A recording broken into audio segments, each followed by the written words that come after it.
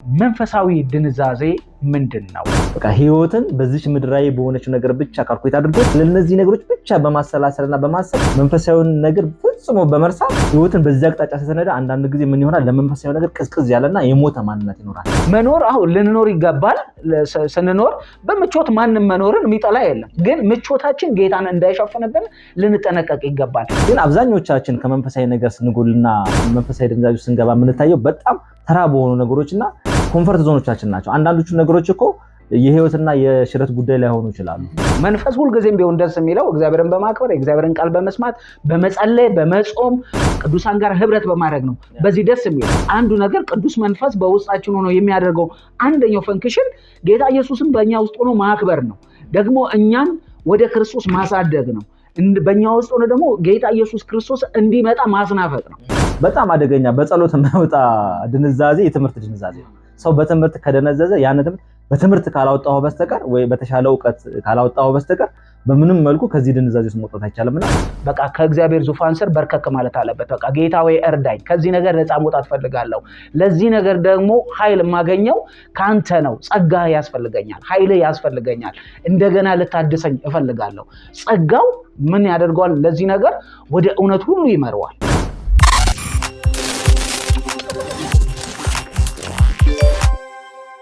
ሰላም የጌታ ጸጋና ሰላም ይብዛላችሁ። እንዴት አላችሁ? ይሄ የጌታ ቲዩብ ነው። በዚህ የጌታ ቲዩብ እንደ እግዚአብሔር ቃል የሆኑ የተለያዩ ፕሮግራሞችን ወደ እናንተ ስናደርስ ነበር። ለዛሬ እንድንወያይበት የመረጥነው ሐሳብ መንፈሳዊ ድንዛዜ ምንድነው? አንድ አማኝ በመንፈሳዊ ድንዛዜ ውስጥ የሚገባው በምን ምክንያት ነው በሚል በዚህ ሐሳብ ከወንድሜ ከጆ ጋር አብረን ሆነን የምንወያይበት ይሆናል። ተመልሰን ስንመጣ በዚህ ሐሳብ የመጀመሪያውን ክፍል ይዘን እንመጣለን። አብራችሁን ቆዩ።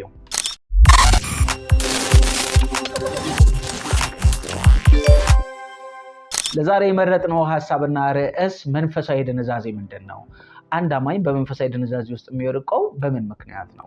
እርግጥ መንፈሳዊ ድንዛዜ እንደው እንደቀልድ ብቻ ዝም ብለን የምናነሳው ሳይሆን አንድ አማኝ በመንፈሳዊ ድንዛዜ ውስጥ ወደቀ ማለት በጣም ትልቅ ኪሳራ ነው። በመንፈሳዊ ድንዛዜ ውስጥ ያለ አንድ አማኝ የመጀመሪያው ነገር መንፈሳዊ እድገት በፍጹም አይኖረውም። ከመንፈሳዊ እድገቱ ባዶ ነው የሚሆነው። መንፈሳዊ እድገት ራሱ ማለት ምንድነው? በሱ እናንሳና ይሄንን በደንብ እያደማ ነው እንሄድ እስቲ። ያው እንግዲህ አንድ አማኝ በክርስቶስ ኢየሱስ አምኖ ከዳነ ጊዜ ጀምሮ ዳግም ተወልዷል። ነገር ግን ተወለደ ማለት ፍጻሜ ማለት አይደለም።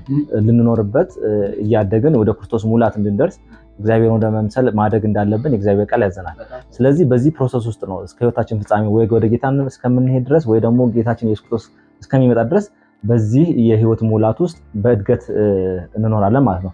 ነገር ግን አንድ ሰው በመንፈሳዊ ድንዛዜ ውስጥ ሲገባ እነዚህ የእድገት ፍሬዎች በህይወት ውስጥ መገለጥ ያቆማሉ ማለት ነው። እና ምንድነው ለመንፈሳዊ ነገር ለእግዚአብሔር ለሆነው ነገር ለዘላለማዊ ነገር ቅዝቅዝ ያለ ማንነትና የሞተ ህሊና ይኖራል። ስለዚህ ከእግዚአብሔር ቃል ጋር ህብረት ማድረግ፣ በጸሎት ከእግዚአብሔር ጋር ህብረት ማድረግ፣ ከቅዱሳን ጋር ህብረት ማድረግ ይሄ አጠቃላይ መንፈሳዊ ነገሮች ላይ ያለው የልብ ፍላጎት ይቀንሳል፣ መውረድና አጠቃላይ እስከ መጥፋት ሊደርስ ይችላልና ይሄ ነገር ምን እንለዋለን? የመንፈሳዊ ድንዛዜ ሊሆን ይችላል። በጣም ትክክል። አዎ ልክ ነህ። አሁን አንተ እንዳነሳው አንድ ሰው በክርስቶስ ኢየሱስ ካመነ በኋላ ክርስቶስን እየመሰለ ማደግ አለበት። እንደው በናቹራል እንኳን አሁን እኛ በምንኖርበት እንኳን ህይወት ብናይ አንድ ልጅ ከተወለደ ማደግ አለበት። ካላደገና እዛው ህፃን እንዳለ የሚቆይ ከሆነ ችግር አለ ማለት ነው። ችግሩን በሕክምና ቼክ ማድረግ ይኖርብናል፣ ወይም ደግሞ በሌላ መንገድ ቼክ ተደርጎ የልጁ እድገት ምንድን ነው እየቀነጨረ ያለበት ምክንያት ወይም ድንክ እየሆነበት ያለበት እድሜ እያደገ ነው፣ እድሜ እየሄደ ነው። ከተወለደ 5 ዓመት 10 ዓመት 20 ዓመት እያለ ነው። ግን ልጁ አሁንም በዛ ከሆነ ኖርማል ህፃን ልጅ ማደግ ባለበት መጠን ካላደገ ችግር አለ ማለት ነው። ስለዚህ አንድ አማኝም በክርስቶስ ኢየሱስ አምኖ የዘላለም ህይወት ካገኘ በኋላ ሁልጊዜም ቢሆን ማደግ አለበት። ወደ ክርስቶስ ማደግ አለበት። በቃሉ ማደግ አለበት፣ በጸሎት ማደግ አለበት፣ በአምልኮ ማደግ አለበት፣ በብዙ ነገር ማደግ አለበት። ነገር ግን ማደግ ሲገባው በመንፈሳዊ ህይወቱ ሳያድግ ሲቀርና እዛው ቀንጭሮ የሚቀር ከሆነ ችግር አለ ማለት ነው። ችግሮቹ ደግሞ ዘርፈ ብዙ ናቸው የሆኑት። ቅድም አሁን አንተ እንዳልከው በኃጢአት ልምምድ ሊሆን ይችላል፣ በእግዚአብሔር ቃል ሙላት አለመኖር ሊሆን ይችላል፣ በአምልኮ ስፍራ ላይ በበቂ ቦታ አለመገኘት ሊሆን ይችላል፣ ህብረት ባለማድረግ ሊሆን ይችላል። በብዙ መንገድ ሊቀነጭር ይችላል። ያው አምነን በዳንን ጊዜ የተቀበልነው ጸጋ አለ፣ የእግዚአብሔር መንፈስ በእኛ ውስጥ አለ። ስለዚህ ያ መንፈስ ይሰራል።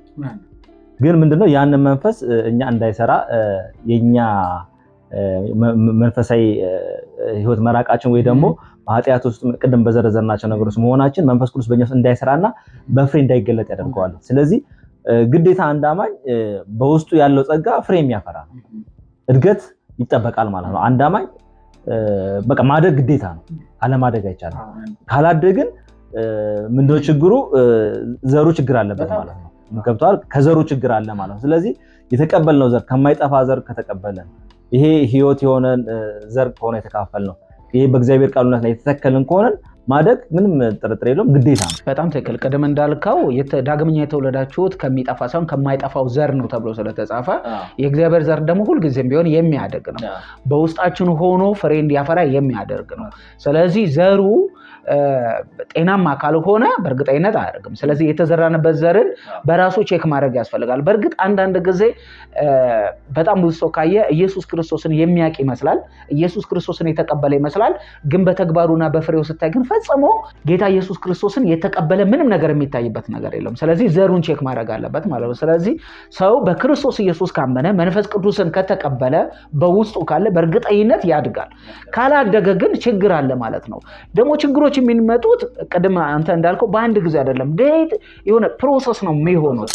እሱ ነው በጣም ትልቁ ችግር። እንዲያውም እሱ ነው ብዙ ሰው የማይታወቀው ምንድነው ያው ውሃ ሲወስድ እያሳሳቀ ነው የሚባለው ነገርና በዓለም ያሉ ልምምዶችም የትኛውም ነገሮች ቀስ እያደረጉ ከመንፈሳዊ ግን እያራቁን ወደ ዓለም ወደ ስጋዊነት ወደ ያልተገቡ ህይወት ውስጥ የምንገባው ከዚህ የተነሳ ነውና በጣም ጥንቃቄ ሊደረግበትና ማስተዋል ራሳችንን ሁሉ ጊዜ በእግዚአብሔር ቃሉነት መፈተሽ አለብን። በጣም ብዙ ሰው ለእግዚአብሔር ቃል ድንዝዝ ያለ ማንነት አለው። ማለት ቃሉን ለመስማት የደነዘዘ ልቡ ድንዝዝ ያለ ነው፣ ውስጡ ድንዝዝ ያለ ነው። አንዳንድ ጊዜ ደግሞ ካስተዋልክ ልክ መዝሙር ሊነሳ ሲል ዜማው ደግሞ ያነቃቀውና ደግሞ እንደገና ብድግ ይላል እና ሰው ለእግዚአብሔር ቃል ድንዝዝ የሚልበት የሚሰማበትን መንገድ የደነዘዘ ከሆነ በጣም ችግር አለ ማለት ነው ውስጡ። ይሄ በፍጹም ሊያሳድግ አይችልም። ደግሞ የሚያሳድገን ደግሞ ብቸኛው ነገር የእግዚአብሔር ቃል ነው። ቃሉ ስለሚያሳድግ ማለት ነው። ያለ ቃሉ ልናደግ አንችልም። ምክንያቱም ሺህ ጊዜ ዜማ ብትሰማ፣ ሺህ ጊዜ መዝሙር ሲዘመር ተነስተ እጅን ብታውለበልብ በእግዚአብሔር ቃል የማታደግ ካልሆነ ባዶ ነው የምትሆነው። ምክንያቱም ቃሉ በሙላት ይኖርባችሁ ተብሎ ተጽፎ አንተ ግን ለቃሉ ደንታ ቢስ ሆነ ምንም አይነት ነገር ውስጥ የእግዚአብሔር ቃል ሲነገር ሲሰበክ ሲወራ ምንም አይነት ነገር ሪያክሽን ካሌለ በፍጹም ልታደግ አትችልም። ትልቁ በዚህ ዘመንም ያው ሰይጣን የሚሰራው አንዱ ነገር አእምሯችን ላይ ነው። ሀሳብ ነው ወደ ሰዎች ውስጥ የሚያስገባው ማለት ነው። ሀሳብ በተለያየ መንገድ ያው ወደኛ ህይወት ይመጣል።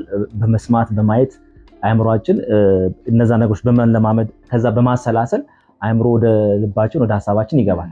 ጠላት በተቻለው መንገድ ወደኛ አእምሮ ውስጥ የተለያዩ ሀሳቦችን ይልካል። ስለዚህ አሁን እዚህ ጋር የሚመለከቱ ሰዎች በጣም አጽንኦት መስጠት ያለባቸው ለሚሰሙትና ለሚያዩት ነገር በጣም ጥንቃቄ ማድረግ አለበት። ምክንያቱም የምናየውና የምንሰማው ነገር በእኛ ህይወት ላይ ህይወታችን የመለወጥ አቅም አለው እና አእምሯችንን የሚቆጣጠር እነዛ ሀሳቦች ደግሞ ባሰላሰልናቸው ቁጥር ደግሞ አጠቃላይ ማንነታችንን ሊለውጡ ስለሚችሉ ሁል ጊዜ የምናሰላስላቸው ነገሮች ምንድናቸው የሚሉ ነገሮች በጣም ታርጌት ማድረግ አለበት። በዚህ ዘመን ላይ ጠላት በጣም የሚሰራው በዚህ መንገድ ስለሆነ ማለት ነው። ብዙ ሰዎች በፈቃዱ ነው። ብዙ ሰው ከክርስትና ህይወት ራሱን ሲወጣ ከመንገድ ሲስት አብዛኛው ሰው በቃ በራሱ ጊዜ ነው ጥሎ የሚወጣው። ምክንያቱም ውሎን ስላልመረጠ፣ የሚያየውን ስላልመረጠ፣ የሚሰማውን ስላልመረጠ በዚህ ጨለማ ውስጥ ገብቶ ከዛ መጨረሻ ላይ ውድቀት ጥፋት ይሆናል ማለት ነው። ስለዚህ ሰይጣን በጣም ትልቅ ታርጌት አድርጎ የሚሰራበት በተለያየ መንገድ እየሰራ ያለበት ነገር ስለሆነ ጥንቃቄ ማድረግ ያለበትና በጣም ልናስተውለው የሚገባ ነገር ነው። በዝርዝር ስናያቸው እነዚህ ነገሮች እየተከታተላችሁ ያላችሁት የጌታ ቲዩብ ነው። ለዛሬም እንደ እግዚአብሔር ቃል የሆነ ሀሳብ አንስተን ከእናንተ ጋር እየተወያየን ነው። ለዛሬ አንስተን እየተወያየንበት ያለው ርዕስ መንፈሳዊ ድንዛዜ ወይም አንድ አማኝ በመንፈሳዊ ድንዛዜ ውስጥ የሚወድቀው በምን ምክንያት ነው በሚል አንስተን እያነሳን ነበረ። ሌላኛው እንደ ሀሳብ ያነሳ ነው የዚህ ዓለም ሀሳብና የባለጠግነት ምቾት ነው። አይምሯችን በእንደዚህ አይነት ነገሮች ሲያዝ በብዙ የመንፈሳዊ ድንዛዜ ውስጥ እንወድቃለን። ለዚህም ደግሞ ተጋላጭ እንሆናለን። ያው ፈተና አለ። በዚህ ምድር ላይ ስትኖር በጣም በብዙ ነገር ሰው ይፈተናል። አይምሯችንም በጣም በብዙ ነገር ይሻላል። ለምሳሌ አሁን የባለጠግነት ምቾት ወይ ደግሞ የዚህ ዓለም ውጣ ውረድ ብለን ስናስብ ሰው በስራ ጉዳይ ይፈተናል፣ በልጅ ይፈተናል፣ በትዳር ይፈተናል፣ የኢኮኖሚ ሁኔታ የሚፈትነው አለ፣ የትምህርት ጉዳይ የሚይዘው አለ። አንዳንድ ጊዜ ደግሞ ሰው ስኬት ብለን በምናስባቸው ነገሮች ላይ አእምሮ ይያዛል። የሚገርም ነገር ነው። ከዛ ባሻገር ደግሞ የኮምፈርት ዞኖቻችን አንዳንድ ጊዜ በጣም ሰዎች መሰረታዊ ነገሮች አግኝተው ኮምፈርት ዞን የምንላቸው ከልብስ ጋር ከውበት ጋር ከምናምን ጋር በተያያዙ ነገሮች የሰዎች አእምሮ ሳያስቡት ከዓለም በሚወጡ ግፊቶች አእምሯቸው በዛ ነገር ተይዞ ለመንፈሳዊ ነገር ቅዝቅዝ ሲሉ ታያቸዋለህ። በዛ ነገር ውስጥ ሜንታሊቲ ተይዞና አንዳንድ ጊዜ ክፉ ብቻ አይደለም መልካም የሚመስለው ነገር ሆኖ ይሄ በዴይ ቱ ዴይ መልካም እንቅስቃሴዎች ነው። አንድ ዓለማዊ ሰው ሊኖርና ሊያሳካ የሚፈልጋቸው ነገሮች አሉ አይደል? እነሱን በማሳካት ውስጥ ብቻ ተጠምዶ መቅረት በቃ ህይወትን በዚች ምድራዊ በሆነች ነገር ብቻ ካልኩሌት አድርጎ ስለነዚህ ነገሮች ብቻ በማሰላሰልና በማሰብ መንፈሳዊውን ነገር ፍጹም በመርሳት ህይወትን በዚያ አቅጣጫ ሲሰነዳ አንዳንድ ጊዜ ምን ይሆናል? ለመንፈሳዊ ነገር ቅዝቅዝ ያለና የሞተ ማንነት ይኖራል። ለጸሎትም ይሁን ለእግዚአብሔር ቃል ጥናትም ቢሆን ለመንፈሳዊ ነገር የእግዚአብሔርን ሐሳብና ፈቃድ ለመረዳትም ፈጽሞ ልቡም ሐሳቡም አይኖርህምና ይሄ ነገር በጣም አንዳንድ ጊዜ ኦቨር ስናደርገው አታስቡ ማለት አይደለም። ስለ ስራ አታስቡ ወይ ደግሞ ስለ ልጅ አታስብ፣ ስለ ትዳር አትጨነቅ ማለት ኦቨር ሆኖ ከሚገባው በላይ ዋና ነገራችንን ከነካ ይሄ ነገር በጣም መንፈሳዊ ድንዛዝ ይከተል። በመጠን ኑሩ ይላል። እዚህ ጋር ደግሞ ሳይሰራ አይብላ ይላል። ደግሞ እዚህ ጋር ደግሞ በአንዳች አትጨነቁ ይላል። ደግሞ እዚህ ጋር ደግሞ የዓለማዊ ምቾት ደግሞ ከጌታ ምን ያህል እንደሚያርቅ ይናገራል። እና የእግዚአብሔርን ቃልን በጤናማነት አስተሳሰብ በጤናማነት የእግዚአብሔር ቃል ትክክል እንደሆነ ተረድተህ የምታነበው ከሆነ የእግዚአብሔር ቃል መንገዱን ያሳያል። አንዳንዴ የኑሮ ነገር ማሰብ ምንድነው ስንል ለምሳሌ እግዚአብሔር ያኖራል። ይሄ ግልጽ ነው። ጌታ ራሱ በማቴዎስ 6 ላይ ራሱ ያስተማረን ጸሎት ላይ በሰማያት የምትኖር አባታችን ሆይ ስምህ ይቀደስ፣ መንግስት ትምጣ፣ ፈቃድህ በሰማያት እንደሆነች እንዲሁም በምድር ትሁን፣ የዕለት እንጀራችንን ስጠን ዛሬ ነው ያለው። የሳምንት አላለም፣ የወር አላለም፣ የዓመት አላለም። ስለዚህ የዕለት ማለት ሰጪው እግዚአብሔር ነው ማለት ነው። አንተ በብዙ ስለተጨነቅ የወሩን ስላሰብክ የዓመቱን ስላሰብክ ላይሆን ይችላል። አንተ ምናልባትም ለዓመት ብለህ አዘጋጅተህ ምናልባት ዛሬ ሞት መጥቶ ይዞ ሊሄድ ይችላል። ልክ እንደዛ በመጽሐፍ ቅዱስ ላይ እንደተነገረው እንደዛ እንደ ትምክተኛ ሰው ማለት ነው። ስለዚህ ሁልጊዜም ቢሆን ስለ ኑሮ ስናስብ አሁን ልናስብ እንችላለን። ግን አብዝተን በማሰባችን ግን ውስጥ አብዝተን በመጨነቃችን ውስጥ ግን ምን እንሆናለን? አይምሯችን ሁልጊዜ እዛ ነገር ውስጥ ብቻ ይያዝና ቅድም አንተ እንዳልከው ለመንፈሳዊ ነገር ሲሆን የሆነ መነሻችን የእግዚአብሔር ቃል እኮ ይህንን ያደርጋል፣ እግዚአብሔር ሲናገር ይህንን ያደርጋል ሳይሆን የምንነሳው ከችግሮቻችን ነው። ለዚህ ነው ማርታ ማርታ አንቺ በብዙ ትደክሚያለሽ የሚያስፈልገው ግን ጥቂት ነው ያላት ማለት ነው። ማርያም ግን ምን ስታደርግ ነበር? ከእግሩ ስር ቁጭ ብላ የእግዚአብሔርን ቃል ትሰማ ነበር። ስለዚህ የእግዚአብሔር ቃል በመስማት ውስጥ ምን አለ? ማረፍ አለ፣ ሁሉ ነገር አለ ማለት ነው። ስለዚህ በኑሯችን ውስጥ የምናደርጋቸው ውጣ ውረዶች አለማሰብ ሳይሆን በጣም ኦቨር በመጠን ኑሩ ተብለን ግን አብዛኞቻችን ከመንፈሳዊ ነገር ስንጎልና በጣም መንፈሳዊ ድንዛዥ ስንገባ የምንታየው በጣም ተራ በሆኑ ነገሮችና ይሄ ኮምፈርት ዞኖቻችን ናቸው። አንዳንዶቹ ነገሮች እኮ የህይወትና የሽረት ጉዳይ ላይሆኑ ይችላሉ። የህይወታችን መሰረታዊ ጉዳዮች ላይሆኑ ይችላሉ። ግን በተራ ነገሮች ሰው ተጨናንቆ ከመንፈሳዊ ነገር ሲጎል እንደማየት የሚያሳዝን ነገር የለም። በጣም ትክክል። እንደውም እኔ ላነሳለ የፈለኩት አሁን ባንተ እንዳልከው በያዕቆብ በምዕራፍ 4 ላይ እንደዚህ የሚል ክፍል አለው። በእናንተ ዘንድ ጦርና ጠብ ከወዴት ይመጣሉ አለ? በብልቶቻችሁ ውስጥ ከሚዋጉ ከእነዚህ ከምቾቶቻችሁ አይደሉምን? ትመኛላችሁ፣ ለእናንተም አይሆኑም፣ ትገድላላችሁ፣ በብርቱም ትፈልጋላችሁ፣ ልታገኙም አትችሉም እያለ ይመክራቸዋል። እና ይሄ አሁን አንተ እንዳልከው ይሄ በህይወታችን የሚመጣው የግል ከራሳችን ጋር ያለው ግብግብ፣ ጦርነቱ፣ ስቃዩ፣ እያንዳንዱ ነገር የሚመጣው ከምቾቶቻችን ነው። ይሄ ምቾታችንን ከመፈለግ ኮምፈርት ዞናችንን እሱም በራሱ ከላይ ሆኖ እንዴት ከላይ እኔስ የሚለው ግን እያወራን ያለነው መርሳት የሌለብን ስለ አማኝ ነው፣ ስለ ዓለማዊ አይደለም። አንድ አማኝ በመጠን ኑር ተብሎ አንድ አማኝ በእንደዚህ አይነት ውድድር ውስጥ የሚገባ ከሆነ በብዙ ሊፈተን ይችላል። በምቾቶቹ የተነሳ ከራሱ ጋር ጦርነት ይገባል ማለት ነው። ያ በጣም ልክ ነው። ጌታ ሲናገርም የዘሪው ምሳሌ ሲናገር እኮ አንዱ ቃሉን የሚያንቁ ነገሮች መካከል እኮ አይተህ ከሆነ ቃሉ እሾክና አሜከላ የተባለው ምንድነው? የዚህ ዓለም ሐሳብና ባለጠግነት ምኞት ነው አይደለም? ይሄ ነገር ምንድነው? ቃሉን ሰምተን በተግባር ማድረግ የሚያቅተን ማለት ነው። ብዙ ሰው አሁን እርግጠኛ ነኝ የእውቀት ችግር ያለበት አይመስለኝም። እግዚአብሔርን ቃል ያጠናል፣ ምን ማድረግ ምን እንደሌለበት እንዳለበት ያውቃል። ግን ያንን ቃል የተማረውን ቃል ወደ ተግባር ለማምጣት ግን ብዙ ሲቸገር ታያለህ። ያ ነገር ትልቁ ችግር ምንድነው? ከነዚህ ከምቾቶቻችን ከነዚህ ከምንፈልጋቸው ነገሮች መላቀቅ አይፈልግም ሰው። ከዚህ አስተሳሰብ ውጭ ሆኖ ጌታ በሚለው መንገድ መጓዝ አይፈልግም እና እነዚህ ነገሮች ቀጥታ ደግሞ መሰረታዊ ነገሮቻችን ሳይሆን ኮንፈርት ዞኖቻችን ነው። በጣም ትክክል። ለዚህ እኮ ነው ቀደም አንተ ያነሳኸው ወይም ጌታ የዘሩ ምሳሌ ሲሰጥ እሾክ ላይ የተዘራው ዘር እኮ ቃሉን እኮ በደስታ ሰምቷል። ሁልጊዜም ቢሆን ልክ አንድ ሰው ህብረቱ ሲሆን ቃሉን በደስታ ሊሰማ ይችላል። ግን ከውጭ ግን ሲወጣ ግን የለም ማለት ነው። ሲወጣ ምንድነው የሚይዘው? ለምሳሌ የግሉ ምቾት ሊሆን ይችላል፣ የባለጠግነት ምቾት ሊሆን ይችላል፣ ስለ ክርስቶስ ዋጋም መክፈል ላይ ጉዳይ ሊሆን ይችላል። በዚህ ጉዳይ ላይ ግን ይያዛል። ምንድነው የሚይዘው? የባለጠግነት ምቾት ይይዟል ማለት ነው። ስኬት የምትለው ነገር በዚህ አሁን ባለው የምድር ስርዓት ላይ ውጤታማነት፣ ስኬታማነት የምንላቸው ነገሮች አለ። በቁሳዊነት የምንመዝናቸው በዛ መለኪያ የምናያቸው በእነዚህ ነገሮች ይያዝና ከዛ በኋላ ትክክለኛ ፍሬ ላይ ያፈራ ይችላል። በህይወቱ ፍሬ አይታይም ማለት ነው። ይሄ አንዱና ትልቁ በጣም ብዙ ሰዎች በጣም ብዙ ክርስቲያኖች ደግሞ የሚያዙበትና የሚፈተኑበት ነገር ነው። አንዳንድ ጊዜ ኖርማል ይመስላል። ኃጢአት ላይሆን ይችላል። መጥፎ ነገር እኮ አይደለም እኮ ባይዘው አሁን በተለያዩ ነገሮች ላይ በዚህ ዓለም ውጤታማ መሆን ወይ ደግሞ ሰክሰስ መጥፎ ሆኖ አይደለም። ግን አንዳንድ ጊዜ ከእግዚአብሔር ቃል አንፃር መልካም የሆነው ነገር ራሱ መልካም ላይሆን ይችላል። እኛ ምክንያቱም የበለጠውና የተሻለውን ሁሌ ስለምንፈልግ ሁሌ ወደ ከበረው አይደለም የምንጠጋው። ይሄኛው መልካም ነው፣ ግን የበለጠ ደግሞ መልካም አለ። በጣም ትክክል። ምቾት የግል ምቾት ጌታን እንዳይሸፍንብን እንጠንቀቅ ነው። አሁን ምቾቶቻችን ለግል ምቾቶቻችን ያን ያህል የምናደርገውን ነገር ጌታን እንዳይሸፍንብን እንጠንቀቅ። መኖር አሁን ልንኖር ይገባል። ስንኖር በምቾት ማንም መኖርን የሚጠላ የለም። ግን ምቾታችን ጌታን እንዳይሸፍንብን ልንጠነቀቅ ይገባል። ስንኖር ልንሰራ እንችላለን፣ ግን በዚህ ውስጥ ግን ከሚባለው በላይ ተጨንቀን ግን ጌታን ወደ ማሳዘን እንዳንሄድ። ምክንያቱም በመጠን ኑሩ ተብሎናል። ደግሞ እግዚአብሔር የዕለት እንጀራችን ነው ለምኑም የተባለው። ስለዚህ እግዚአብሔር ታማኝ አምላክ ያው እኛ ብዙ ጊዜታችን እንዳልኩ በምንቾቶቻችን ነው እንጂ የምንፈተነው እግዚአብሔር በሚያስፈልገን ነገር ታማኝ ነው። ፕሮቫይድ ያደርጋል። እግዚአብሔር የሚያስፈልገንን ነገር አጉድሎ አያጎልብን። ነገር ግን እኛ ብዙ ጊዜ የምንፈልገውን ነገር ነው የምናጣው። በቃ የኛ ፍላጎት ማለት ነው። የኛ ፍላጎት እና እኛ የሚያስፈልገን ነገር በጣም ልዩነት አለው። እግዚአብሔር ለኛ የሚያስፈልገውን ነገር ያውቃል።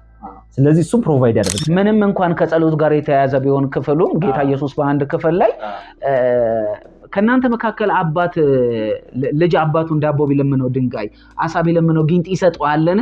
ታዲያ እናንተ ክፎች ስትሆኑ ለልጆቻችሁ መልካምን ማድረግ ከቻላችሁ የሰማይ አባታችሁማ እንዴት አብልጦ መልካምን ነገር ያደርግላችሁ ይላል። በአንድ ክፍል ደግሞ እንዴት አብልጦ መንፈስ ቅዱስን ያሰጣችሁ ይላል። ስለዚህ እኛ እንኳን ክፎች ስንሆን ለልጆቻችን መልካም ማድረግ እንችላለን። እኔ በጣም ከሚገርመኝ ነገር አይደለም ለኛ በመልኩና በአምሳሉ ለተፈጠርነው ለኛ እንደገና ደግሞ በክርስቶስ ኢየሱስ ዳግመኛ የተወለድነው እኛ አንድያ ልጁን ዋጋ ከፍሎ በመስቀል ላይ ሞት ዳግመኛ የተወለድነው ለኛ ይቀርና ከድንጋይ እንኳን በታች ለሚኖረው ትላተል እኮ እግዚአብሔር ነው መጋቢ። የሰማይ ወፎችን አትመለከቱም? አይዘሩም፣ አያጭዱም፣ ወደ ጎተራም አያስገቡም። የሰማይ አባታቸው አይደለም የተባለው አባታቸው እነርሱን ይመግባቸዋል። ታዲያ እናንተንማ እንዴት ነው ያለው? እና እግዚአብሔር ይመግባል። እውነት ነው። እግዚአብሔር ያኖራል። እግዚአብሔር ያስተዳደራል። አዎ በትክክል ነው። ግን ኦቨር ግን ሲሆን ግን በምቾቶቻችን ተይዘን ግን ኦቨር ግን ስንሆን ምን እንሆናለን? ድንዛዝ ውስጥ እንወድቃለን። እግዚአብሔር ደግሞ ሁሉ ጊዜ የሚገርም ነገር ማለት ነው የተሻለውን ነገር እንድናይ የሚፈልገው ገብቷል። በቃ ሁሉ ጊዜ ክርስትና መልካም ነገር አለ፣ የተሻለውን መልካም፣ ጥሩ ነገር አለ፣ የተሻለውን ጥሩ ነው የምትመርጠው። እና መንፈሳዊ ነገር ይሄ ነው ህይወቱ። እነዚህ ነገሮች አሁን መጥፎ ናቸው እያለን አይደለም። የሚመለከቱ ሰዎች መቼም ይረዳሉ ብዬ አስባለሁ። መጥፎ ናቸው ማሰብ አይገባም፣ ሰው እንደዚህ ነገር ማሰብ አይገባም አይደለም። አብዝተን መጨነቅ የለብንም። የተሻለውን መልካም ማሰብ ከዚህ ያሳርፋል ነው ትልቁ መልእክታችንና በዚህ መልኩ እንዲረዱን በጣም እየተከታተላችሁ ያላችሁት የጌታ ቲዩብ ነው። ለዛሬ ሐሳብ አንስተን እየተወያየንበት ያለው ሐሳብ መንፈሳዊ ድንዛዜ በአንድ አማኝ ህይወት ውስጥ የሚገለጠው በምን ምክንያት ነው የሚለውን ሐሳብ አንስተን እየተወያየን ነው። ተመልሰን ስንመጣ ደግሞ የመጨረሻውን ክፍል ወደ እናንተ ይዘን እንመጣለን። አብራችሁን ቆዩ።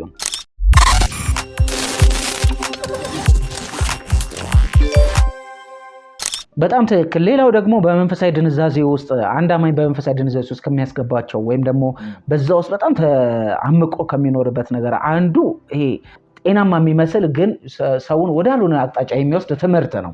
ትምህርታዊ ላይ አንተ የምታየው ነገር ምን አለ? ያው እንግዲህ መንፈሳዊ ነገርን ከሚያደነዙ ነገሮች አንዱ ትምህርት ነው። ትምህርት የተለያዩ ነገሮች አሉ። ለምሳሌ በፍልስፍና ውስጥ ያሉ ትምህርቶች አሉ።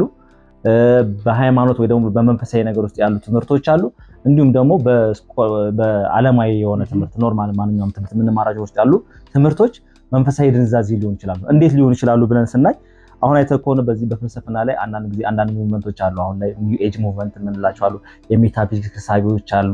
እንደዚህ አይነት ትምህርቶች እውቀት ላይ ፎከስ ያደረጉ ናቸውና ወጣትም በለው አንዳንድ ሰው አዲስ ነገርን የሚፈልግ ፍላጎት አለውና አዲስ ነገር የመስማት ነገር ያስደስተዋልና ሰዎች እንደዚህ አይነት ትምህርቶች ላይ አትራክት የመሆንና በእነዚህ አይነት ትምህርቶች ውስጥ ተይዘው ማለት ነው ከመንፈሳዊ ነገር የሚወጡበትና በዛ ትምህርቱ ድንዛዜ ውስጥ የሚገቡበት ነገር በጣም ትክክል። እኔ እንደውም ገና ወደ ጌታ የመጣው ሁለት አስታውሳለሁ።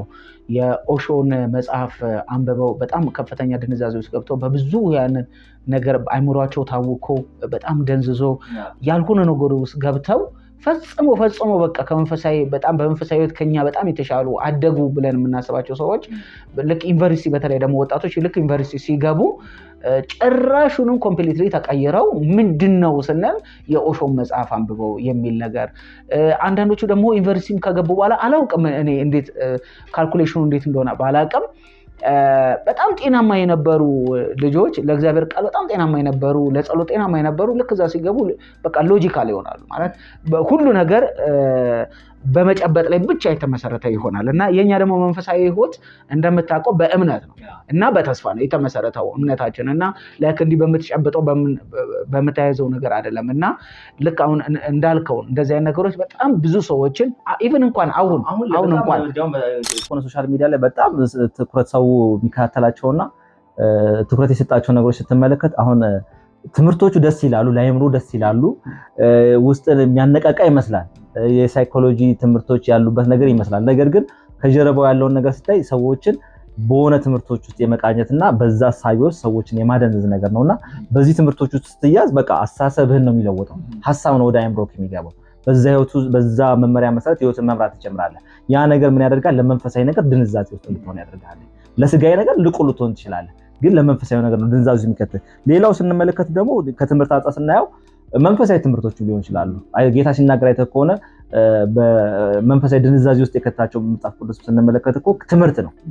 ስለ ህግ የነበራቸው እሳቤ ጌታን ላለመቀበል ምክንያት ሆኗቸው ታያለህ። እና ያንን ነገር ጌታ ራሱ ምን ይሏል? አዚም ሲለው ታያለህ። ድንዛዜ ውስጥ ገብተው ነበር እነዚህ ሰዎች፣ የትምህርት ድንዛዜዎች፣ አይሁዶች ማለት ነው። ህጉ የሙሴ ህግ አዚም ሆኖባቸዋል። እና የስህተት ትምህርት አዚም ሊሆን ይችላል ወይ ደግሞ ድንዛዜ ሊሆንብን ይችላል ማለት ነው። እዛ ገላትያ ላይ ምልክት እንደተጻፈው ጳውሎስ በጣም በመደንገጥና በመገረም ከተናገራቸው ነገሮች አንዱ ይሄ ነው፣ የትምህርት ድንዛዜ ነው። ከዚህ እንዴት ዞር አላችሁ? ክርስቶስ ኢየሱስ በዓይናችሁ ፊት ለፊት እንደተሳለ ሆኖ ነበር፣ ከዛ ዞር እንድትሉ አዚም ያደረገባችሁ ማን ነው? ድንዛዜ አዚምን በእርግጥ ትምህርትም ልትለው ትችላለህ፣ ድንዛዜም ልትለው ትችላለህ። እና ከዛ ነገር እንዴት ሰው ዞር ሊል ይችላል? እና የትምህርቶቹ በእርግጥ ካሉት ሁሉ ነገሮች መቼም ከዚህ ነገሮች ሁሉ ካሉት እንደ ትምህርት ድንዛዜ የሚከት ምንም ነገር የለም። ያው ከመንፈስ ጋር ስለሚገናኝ ሰዎች የሆነ መንፈስ ፕሮሰስ እንደሆነ ወይ ደግሞ በውስጣቸው ሆኖ መደንዘዝ የሚመስላቸው አሉ። በጣም አደገኛ በጸሎት የማይወጣ ድንዛዜ የትምህርት ድንዛዜ ነው። ሰው በትምህርት ከደነዘዘ ያን ትምህርት በትምህርት ካላወጣው በስተቀር ወይ በተሻለ ዕውቀት ካላወጣው በስተቀር በምንም መልኩ ከዚህ ድንዛዜ ውስጥ መውጣት አይቻልምና በጣም አደገኛ ነገር ነው። በጣም ትክክል። እንደ ትምህርት ድንዛዜ አደገኛ ነገር የለም። በእርግጠኝነት ይሄንንም የምትመለከቱ ምናልባትም በእንደዚህ አይነት ነገር ልምዱ ያላችሁ ወይም ደግሞ እንደ አይነት ነገር የሰማችሁ ልትሆኑ ትችላላችሁ። እና የመንፈሳዊ ድንዛዜ ቀላል ነገር አይደለም። ከእግዚአብሔር ዘወር ያደርጋል፣ የኃጢአት ልምምድ ውስጥ ይቀጣል። ቅድም ወንድሜ እንዳለው ድንዛዜ አንዱ በኃጢአት ልምምድ ውስጥ መቆየት ነው ማለት የእግዚአብሔር ምህረት በጣም ኦቨር በመለማመድ እግዚአብሔር መሐሪ ነው የሚለውን ነገር ብቻ በውስጥ ይዞ በኃጢአት ልምምድ ውስጥ በጣም መቆየት እልህኛ ያደርጋል። እልህኝነት ደግሞ መጨረሻው ዞሮ የሚያመጣው እግዚአብሔርን ወደ መካድ ነው የሚያደርሰው። እና ይሄ በጣም አንዱ ነገር ነው። ሌላው ደግሞ በዚህ ዘመን ደግሞ ትልቅ ፈተና የሆነው ደግሞ የኢንተርቴንመንት ጉዳይ ነው። ወጣቶችን በጣም ያደነዘዘና ኖርማል የሚመስል ግን በጣም በከፍተኛ ደረጃ አይምሮን የሚቆጣጠር ነገር አንዳንድ ጊዜ መጽሐፍ ቅዱሳቸው ዋዛ የሚለው ነገር አለ። በቃ እንዲሁ ከንቱ ለሆነ ነገር ጊዜ ሲባከን ስታይ ምንም ፍሬ የሌለው ጥቅምም ጉዳትም የሌለው የሚመስል ግን በቃ ዝም ብሎ የሰውን አይምሮ አደንዝዞ ከሚይዙ ነገሮች አንዱ ኢንተርቴንመንት ነው። ኢንተርቴንመንት ስንል በቃ የሚያዝናና ነገር ብቻ አውጣ፣ ስጋን ብቻ የሚያዝናና ስጋን ብቻ የሚደልብ ለመንፈሳዊ ነገር ንቁ ማያደርግ ብዙ ጊዜ የሚያዝናና ነገር ወይም ኢንተርቴንመንትን ስናይ አሁን ለምሳሌ የምኖርባት ላይፍ ስለሆነ ለምሳሌ እኔ አሁን በዚህ ዘመን ላይ ኳስ አሁን ሰው ኳስ ላይ በጣም ተይዞ ታገኘዋለህ። ፊልም ብዙ ነገሮች መዘርዘር እንችላለን። ሙዚቃውን ላይ እንችላለን። አሁን ያው እንደ አማኝ ብዙ ሰው ሙዚቃ ላይ ይችላል፣ ግን የሙዚቃውን ኢንዱስትሪና የፊልሙ ኢንዱስትሪና ሶሻል ሚዲያውን ስንመለከት በተለይ አሁን ኳስ ላይ ስትመለከቱ ወጣቱ ወንዱን ይሄ ከውበት ጋር የተገናኘ ነገሮችን አጠቃላይ ስትመለከተው ምንም አይነት ጥቅም የሌላቸው መንፈሳዊ ነገርን ግን የሚያደነዝዙ ነገሮች እንዴት ታያቸዋለህ? በጣም ትክክል። ምንም አያከራከረም። ብዙ ጊዜ የሚያዝናና ነገር ስናይ ምንድነው መንፈሳችን አይደለም ደስ የሚለው፣ ሁልጊዜም ደስ የሚለው ስጋችን ነው። ስጋና መንፈስ ደግሞ እርስ በርስ የሚቃወሙ ነው። መንፈስ ሁልጊዜም ቢሆን ደስ የሚለው እግዚአብሔርን በማክበር የእግዚአብሔርን ቃል በመስማት በመጸለይ በመጾም ከቅዱሳን ጋር ህብረት በማድረግ ነው በዚህ ደስ የሚለው። ለዚህ ነው ቅዱሱ መንፈስ አታሳዝኑ ከተባልንበት አንዱ ነገር ቅዱስ መንፈስ በውስጣችን ሆኖ የሚያደርገው አንደኛው ፈንክሽን ጌታ ኢየሱስን በእኛ ውስጥ ሆኖ ማክበር ነው። ደግሞ እኛን ወደ ክርስቶስ ማሳደግ ነው። በእኛ ውስጥ ሆነ ደግሞ ጌታ ኢየሱስ ክርስቶስ እንዲመጣ ማስናፈቅ ነው። ነገር ግን እኛ ውስጣችንን የምንደልበው ነገር ቅድማውን እንዳልከው ኳስ ከምንም ነገር በላይ ከዛ ደግሞ በቲክቶክ ላይ የምንመለከታቸው ነገሮች፣ በፌስቡክ ላይ በኢንስታግራም ላይ የምንመለከታቸው ነገሮች፣ ሴቶች ጋር ካየ ከውበት ጋር ከተለያየ ነገር ጋር የሚያደርጉት ነገሮች፣ እነዚህ ነገሮች ይሄ ሳቅ ደግሞ ይሄ አንዳንድ ጊዜ አሁን ደግሞ ጭራሽ ያለው የምትስቅበት ነገር ራሱ የሆነ ቅጣ ያጣ ደስ የማይል ከሃይማኖት ጋር ፈጽሞ የሆነ የሚቃረን ከበዓላችን ጋር የማይመስል ካደግንበት ማህበረሰብ ጋር ፈጽሞ የማይመስል ቀጥታ ምዕራባውያንን ብቻ ኩረጃ ያደረገና ልጆቻችን እንኳን ሲያዩት በቃ እንዳያዩት ብለን የምንፈራቸው ነገሮች እንደ ቀልድ ሆኖ መጥቷል። ስጋዊ ነገርን የሚያነቃቃ ነገር ሰውም ያው እንዳልኩ ነው። ቅድም ስናወራ ጆሮአችን የሚያሳክክልህን ነገር ነው መስማት የሚፈልገው ገብቷል። አይናችንም የሆነ ውስጡ ያለው ስጋ በቃ እንደዚህ አይነት ባህሪ ያለው እና ይሄንን ስለሚያውቅ ሚዲያው ላይ ያሉ ሰዎች ወይ ደግሞ ያን ኢንዱስትሪ የተቆጣጠሩ ሰዎች ይሄንን ነገሮቻችን የሚኮረኮር ነገር ነው የሚያቀርቡልን። በቴሌቪዥንም በለው ቻናሎቻችንን መመልከት ትችላለህ። ስለ ምግብ፣ መጠጥ በቃ የተለያየ ስጋዊ ነገሮችን በጣም ሊያነቃቁ የሚችሉ ነገሮችንና አንተ በነዛ ነገሮች በጣም እንድትያዝና በቃ እንድትጎመጅ የሚያደርጉ ነገሮች ይሄ ማስጎምጀትም እኮ ልትለው ትችላለህ። እና በዛ ነገር ላይ አይምሮክ ቢዚ ይሆንና መንፈሳዊ ነገር ለምን ነው የምትለው ከዛ በኋላ እና ኢንዱስትሪ ላይ ያሉ ሰዎችም ይሄንን ያውቃሉ። የሰው የስጋ ምኞቱ ምን እንደሆነ ያውቃሉ። ያንን ነገር የሚኮረኩር ነገር ነው የሚቀርበው። ሰው ሁሉ ጊዜ በቃ ጆሮውን የሚኮረኩርለት ነገር መስማት ይፈልጋል። በጣም ትክክል። እንደው በአሁን ሰዓት ባለው አልጎሪዝም 80% ዩቲዩብ ላይ የሚሆን ሌላም ነገር ላይ ከሚታየው ነገር አንዱ ምግብ ነው።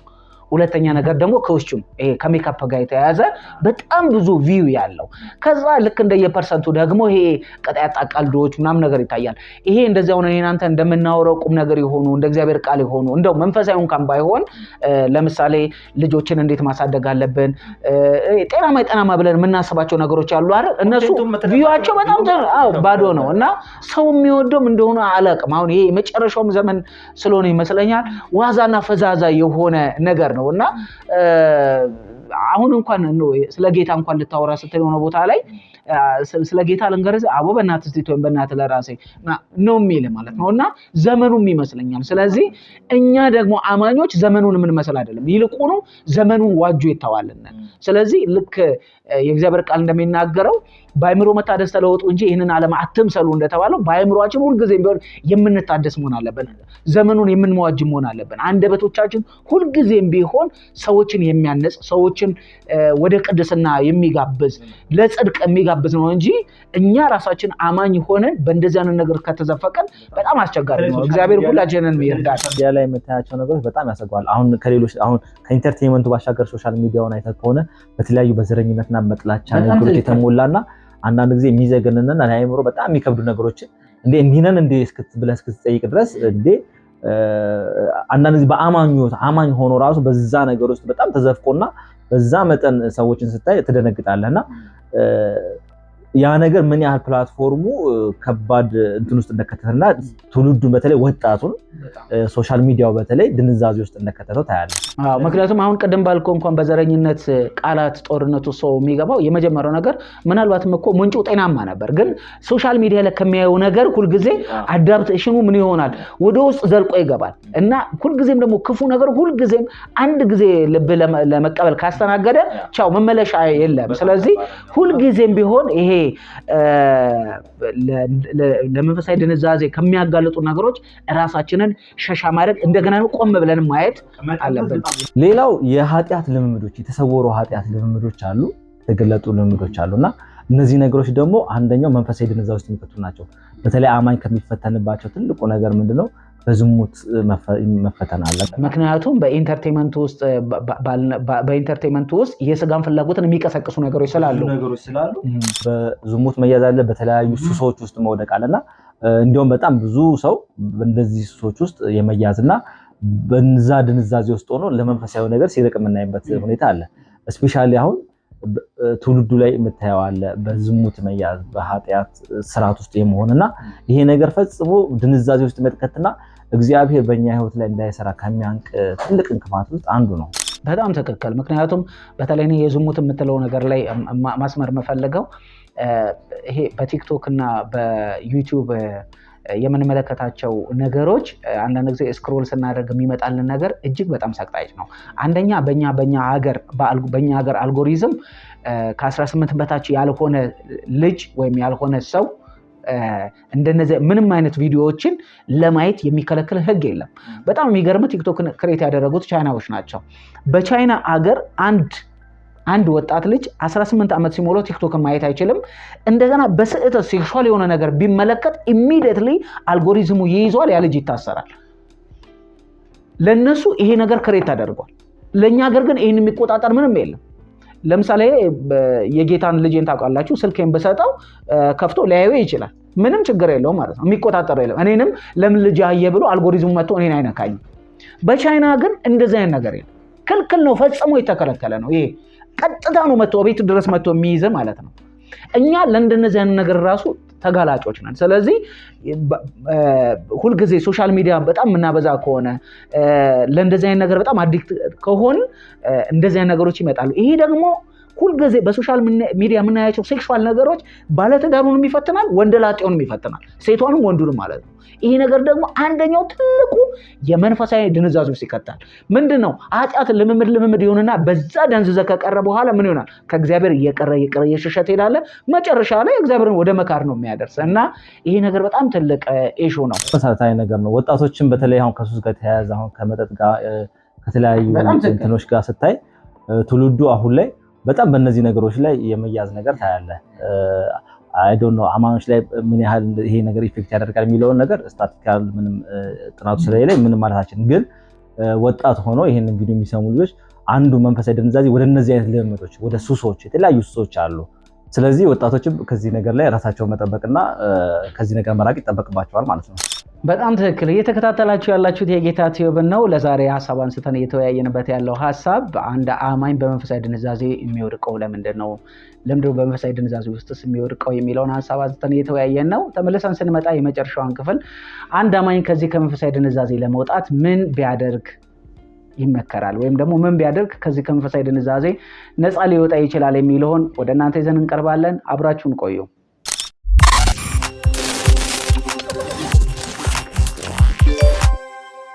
መፍትሄውስ ምንድን ነው? አንድ አማኝስ ከዚህ ከመንፈሳዊ ድንዛዜ ነፃ ሊወጣ የሚችለው በምን ምክንያት ነው የሚለውን ነው የምናነሳው።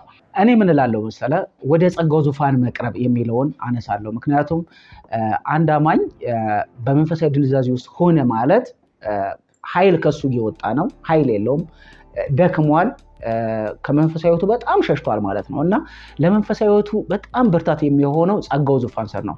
ከዚህ ጸጋው ዙፋን ስር ምን ይገኛል ብለን የምናስብ ከሆነ የመጀመሪያው ነገር ለእርሱ አቅም የሚሆነው ለድካሙ ብርታት የሚሆነው የሚራራው ሊቀ ካህን ዙፋን ስር ጸጋ አለ። ያ ጸጋ ይረዳዋል። ይሄ ጸጋ በቲቶ ምዕራፍ 2 ላይ ልክ እንደተጻፈው ኃጢአትንና ዓለማዊ ምኞትን የሚያስክድ የእግዚአብሔር ጸጋ ተገለጠ። ይህም ጸጋ ዓለማዊ ምኞትንና ኃጢአትን ክደን የተባረከውን ብሩክ ተስፋችንን እንድንጠባበቅ ያደርገናል ስለሚል ይሄ ጸጋ ኃጢአታዊ ልምምድን ከኛ ነፃ እንዲወጣ ያደርጋል፣ ይረዳናል፣ ያግዘናል። እንደገና ደግሞ ብሩክ ተስፋችን እንድንጠባበቅ ያደርገናል። እንደገና ደግሞ በዚህ ዓለም በምንኖረው ኑሮም ደግሞ እግዚአብሔርን በመምሰል እንዴት መኖር እንደሚገባን ያስተምረናል። ስለዚህ አንድ አማኝ ቆም ብሎ በቃ እንደዚህ አይነት የመንፈሳዊ ድንዛዜ ካለበት የሆነ የተለየ ነገር ለማድረግ መጣር አይደለም ያለበት። በቃ ከእግዚአብሔር ዙፋን ስር በርከክ ማለት አለበት። በቃ ጌታ ወይ እርዳኝ፣ ከዚህ ነገር ነፃ መውጣት ፈልጋለሁ። ለዚህ ነገር ደግሞ ኃይል የማገኘው ካንተ ነው። ጸጋ ያስፈልገኛል፣ ኃይል ያስፈልገኛል። እንደገና ልታድሰኝ እፈልጋለሁ። ጸጋው ምን ያደርገዋል? ለዚህ ነገር ወደ እውነት ሁሉ ይመረዋል። ስለዚህ አቅምን እንዲያገኝ ይረዳዋል ማለት ነው። በጸጋው ዙፋን ውስጥ ስንቀርብ እግዚአብሔር ጸጋ ይገለጣል፣ መንፈስ ቅዱስ ያግዘናል፣ ያስተምረናል። እዚህ ጋር መረዳት ያለብን ነገር አንድ ነገር ማንሳት እንፈልገው ያው የቅድም መጀመሪያ ላይ ስናነሳ እንዳሰብከው አይምሮአችን ላይ ነው ጠላት ሐሳብ የሚያገባውና በተለያዩ ሐሳቦች ነው አይምሮአችን የሚያዘው። የእግዚአብሔር ቃል ማጥናትና መንፈስ ቅዱስ በእኛ ውስጥ የሚያስተምረን ነገር ምንድነው ካልን የእግዚአብሔር የተስፋ ቃሎች አይምሮአችን መያዝ አለባቸው። በእግዚአብሔር ቃል በእግዚአብሔር እውነት ላይ አይምሮአችን እንደገና መታደስ አለበትና የእግዚአብሔር ቃል ሲናገር የሚላል እኮ ኤፌሶን በአይምሮአችሁ መንፈስ ታደሱ ይላል። መታደስ የሚባል ሐሳብ ያነሳልና አይምሮ መታደስ አለበት፣ አስተሳሰባችን መለወጥ አለበት። ይሄ ደግሞ የሚታደሰው በእግዚአብሔር ቃል ነው። ስለዚህ የተለያየ አመለካከት የተለያየ ሐሳብ በውስጣችን ካለ ቀጥታ ማድረግ ያለብን ወደ እግዚአብሔር ቃል መመለስና መንፈስ ቅዱስ በእኛ ውስጥ ቃሉን እንዲያበራና ይሄ የተስፋ ቃል አይምሮአችንን ኮንትሮል እንዲያደርገው መፍቀድ መቻል አለብን። በጣም ትክክል። ሮሜ ምዕራፍ 8 ቁጥር 26 እስከ 29 ባለው ላይ መንፈስ ድካማችን ያግዛል ስለሚል መንፈስ ሁልጊዜም ቢሆን እኛ ደክሞናል አቅቶናል ባልነው ነገር ላይ መንፈስ ቅዱስ ሁልጊዜም ቢሆን አክቲቭ ነው፣ ሊረዳን ሊያግዘን። እንዴት እንደምንጸልይ ብቻ እኮ አይደለም እኮ አሁን ባለው ለቤተ ክርስቲያን እኮ የተሰጠው ትልቁ አቅም አጽናኝም አቅምም ኃይልም እኮ መንፈስ ቅዱስ ጋር ነው። ስለዚህ እሱ ይረዳናል፣ እሱ ያግዘናል፣ ወደ እውነት ሁሉ ይመራቸዋል ተብሎ እንደተጻፈ ከሐሰት ከሆነው ይሄ ከሚያስመስል ነገር ውሸት ከሆነው አታላይ ከሆነው ነገር ወደ እውነት ሽፍት እንድናደርግ ያደርገናል፣ ዞር እንድንል ያደርገናል መንፈስ ቅዱስ። ስለዚህ ወደ እውነት ይመራናል። እውነት ደግሞ ክርስቶስ ነው። እሱም ሁልጊዜም ብቻ ባየን ቁጥር እሱም ብቻ የሃይማኖታችን ሊቀ ካህናትና ሐዋርያ የሆነውን እርሱን ተመልከቱ ስለተባለን እሱም ባየን ጊዜ እንደገና እንበረታለን። ልክ ነህ እኮ። ወደ ቃሉ ስንመጣ የምናያቸው ነገሮች አሉ። ወደ እግዚአብሔር ቃል ስንቀርብ መጀመሪያ የምናየው ጌታ ኢየሱስ ክርስቶስን ነው። የተባረከውን ተስፋችን እናያለን። ስለ እግዚአብሔር መንግስት የተሰጠንን የተስፋ ቃሎች ሁሉ እናስተውላለንና አእምሮአችን በእነዚህ ነገሮች በተያያዘ ቁጥር ከነዛ ነገሮች እየተላቀቅን አእምሮአችን በመንፈሳዊ ነገር እየተያዘ በመጣ ቁጥር ለጸሎትም በእግዚአብሔር ፊትም ለመሆን ቃሉን ለማንበብ ውስጣችን እየተነቃቃ ይመጣልና መንፈስ ቅዱስ በእኛ ውስጥ የሚሰራው ትልቁ ስራ ጌታችን ኢየሱስ ክርስቶስን በውስጣችን ያጎለዋል፣ ያበራልናልና እውነትን ይመራናል። እግዚአብሔር ጥበብን እናገኛለን፣ የተለያዩ መንፈሳዊ በረከቶችን እናገኛለንና እነዚህ ነገሮች ምን ያደርጉናል ማለት ነው? እነዚህን እሳቤዎች ከውስጣችን ጠርጎ መውጣት አቅም አላቸውና ከዚህ ነገር መላቀቅ እድሉ እናገኛለን ማለት ነው። እስካሁን ስናወራ ስንወያይበት የነበረውን ነገር ብቸኛውና አንደኛው መፍትሄ ወደ እግዚአብሔር መቅረብ፣ ወደ ቃሉ መቅረብ፣ ቃሉን ለማንበብ መትጋት፣ ለመጸለይ መትጋት፣ ለመጾም መትጋት፣ ህብረት በማድረግ መትጋት፣ አብሮ ከቅዱሳን ጋር እግዚአብሔርን በማምለክ መትጋት። ይህ ሁሉ ነገር ካለንበት ከመንፈሳዊ ድንዛዜ ነፃ እንድንወጣ ያደርገናል። ሁለተኛ ነገር ደግሞ ሶሻል ሚዲያ ላይ ያለንን ተጽዕኖ ዞር ማድረግ፣ ለብዙ ለኢንተርቴንመንት ነገር ወይም ለምናያቸው ነገሮች በእጆቻችን ላይ ብቻ ሁሉ ነገር ስለተሟሉልን ጊዜያችንን ሁለንተናችንን በዛ ላይ ማስቀመጥ ፈጽሞ እንደሌለብን ከዚህ የቀነስን ይልቁኑ ከእግዚአብሔር ጋር ያለንን ግንኙነት ረዘም ማድረግ ከእንደዚህ አይነት ከመንፈሳዊ ድንዛዜ ነፃ እንድንወጣ ያደርገናል። ሁልጊዜም ደግሞ ተንኮል የሌለበትን የቃሉን ወተት ተመኙ ተብሎ እንደተጻፈ ቃሉ ላይ ሁልጊዜ ዲፔንድ ማድረግ እግዚአብሔር ያሳድገናል። ደግሞ የእግዚአብሔር ቃል ደግሞ ወደኛ ሲመጣ አንድ ነገር መረዳት ያለብን ሳይሰራ አይመለስም። የእግዚአብሔር ቃል ድንጋይን እንደሚያደቅ መዶሻ ነው። በውስጣችን ያለ የትኛውንም ድንዛዜን ያፈራርሳል። የእግዚአብሔር ቃል በሁለት በኩል እንደተሳለ ስለታይም ሰይፍ ነው። በውስጣችን ያለ ምቾት አንቆ የያዘንን ነገር ቆርጦ እንዲጥልን ያደርጋል። የእግዚአብሔር ቃል ጅማትና ቅልጥምን መንፈስና ነፍስን ሐሳብና ስሜትን እስኪ ላይ ድረስ የሚወጋ ስለሆነ ወደ እግዚአብሔር ቃል ዞር የምንል ከሆነ ከእንደነዚህ አይነት ነገር ነፃ እንወጣለን። እየተከታተላችሁ የነበራችሁት የጌታ ቲዩብ ነው። ለዛሬ ሐሳብ አንስተን ከእናንተ ጋር ስንወያይ የነበረው። በሚቀጥለው ደግሞ ስንገናኝ እንደ እግዚአብሔር ቃል የሆነ አንድ ሐሳብ ይዘን ወደ እናንተ እንመጣለን። ሰብስክራይብ፣ ላይክ፣ ሼር በማድረግ አገልግሎቱን እንድትደግፉ ቤተሰብም እንድትሆኑ በጌታ ፍቅር እንጠይቃለን። የጌታ ጸጋና ሰላም ይብዛላችሁ።